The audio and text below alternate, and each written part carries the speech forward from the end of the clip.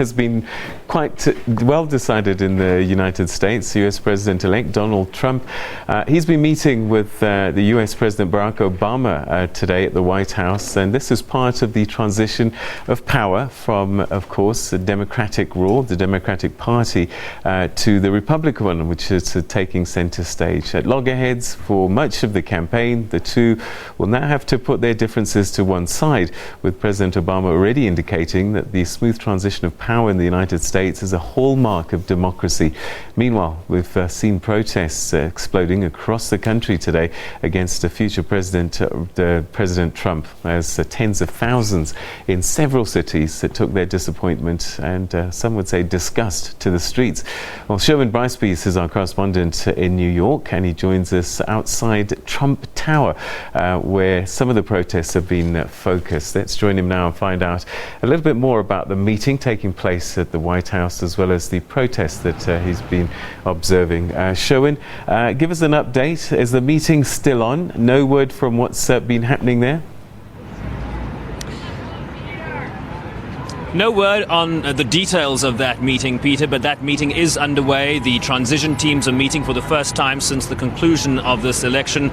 President Obama introducing President-elect Donald Trump to the levers of power. They will explain how the federal agencies work. They will introduce the transition teams. They will probably touch on policy in some aspects. President Obama will talk about what he has tried to achieve in the White House. He, of course, is concerned that his legacy will be undermined given the emphatic victory that the GOP has experienced in this election, of course controlling both houses of Congress and the White House. It will be very easy for President Trump to get his agenda passed, and that brings a great deal of concern to officials in the current administration, given issues around the Iran nuclear deal, the détente that we have seen under this administration regarding Cuba, climate change, the sustainable development goals. Donald Trump does not believe that climate change exists. He's called it a hoax. Will he temper down statements like that? So there's a great deal of concern as well at places like the United Nations. Republicans are generally more skeptical of the United Nations as an institution. They are the biggest funders, the United States, of the United Nations. And so there's always a conversation around whether the US will withdraw funding from the institution under a Republican administration. So I imagine that a number of those issues will be touched on. You know, you do mention that we are outside Trump Towers. I'm going to ask Aaron just to zoom in a little bit. You can see heavily armed police officers right outside that front door. There's a truck right in front of there, unfortunately, right now. But this has been a scene since last night of vehement protests against the president-elect, not only here in New York, but around the country, some 25 cities and towns around this country, from Los Angeles in California, Oakland, California, Chicago, Illinois, Philadelphia, Massachusetts, Boston, Massachusetts, and around this country, people are not happy with this selection. That we are hearing rhetoric around and the narrative shifting, certainly from the protesters wanting to have the electoral college done away with in this country, and an emphasis rather placed on the popular vote. As you will know, Peter, Hillary Clinton won the popular vote in this election, and you are beginning to hear rumblings about that the popular vote should supersede the electoral college, given the disappointment that was also experienced by Democrats in 2000 when Al Gore lost the White House to President George W. Bush. So we're beginning to see a groundswell. People are talking about the next revolution starting now, as concern as it begins to soak in that people have elected what many in this view as a bigot, a racist, a misogynist, someone that has made disparaging remarks about women in this country. There's a real concern that the women's agenda, for example, has been dealt a massive blow with the election of Donald Trump here in the United States. Sherwin, so the protesters have been quite visible in terms of those that don't want him as their president, but what about those that did vote for him? Have they been taking to the streets? Have they been demonstrating in any way in the last 24 hours? We haven't heard that there have been Republican protests on the street. I think they're enjoying this moment. They are victorious, so they can sit back. I mean, there's nothing really that can be done politically or legally by the protesters that are taking to the streets. Donald Trump's the senior lawyer in the Trump organization, was on cable television news sort of questioning what the point of protests were days after a democratic process has seen him elected.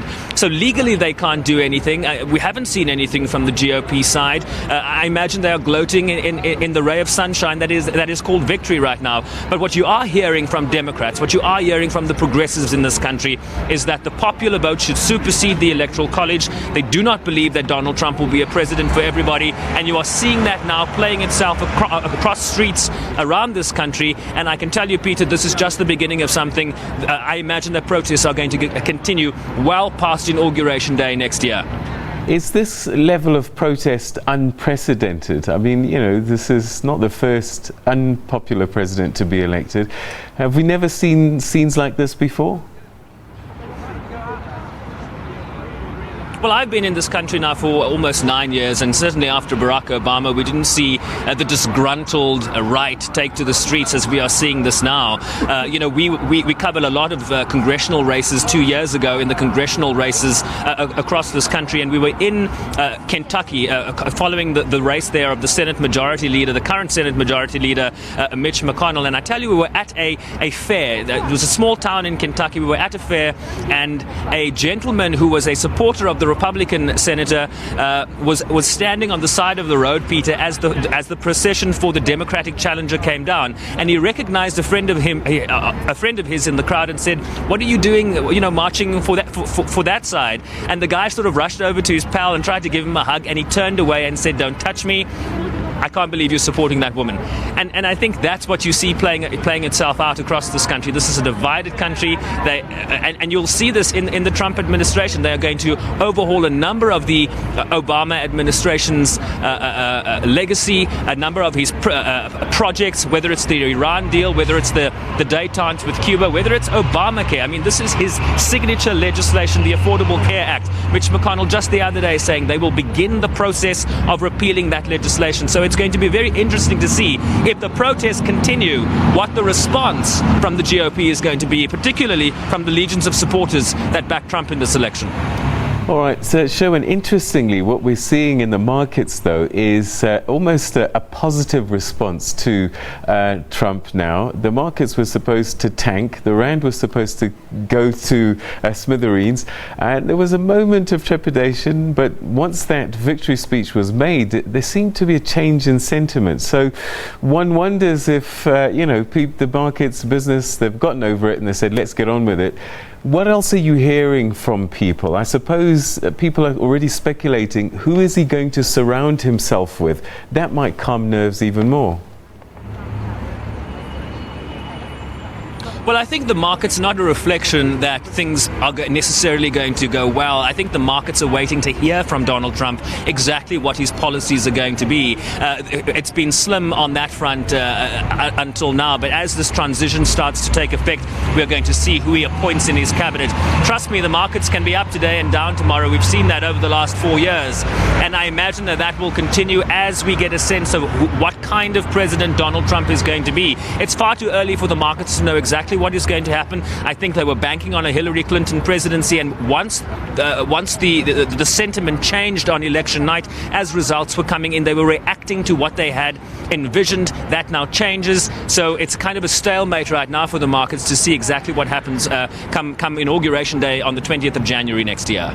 Right, and that's still quite a way to go in the world of politics indeed. Sherwin, thanks very much indeed for that update outside Trump Tower, which of course is where Donald Trump lives at the moment, but he's going to be moving up the road, or is it down the road? I'm not sure where Washington is in terms of New York, but he'll get a bigger house, let's just say that, in the meantime. All right.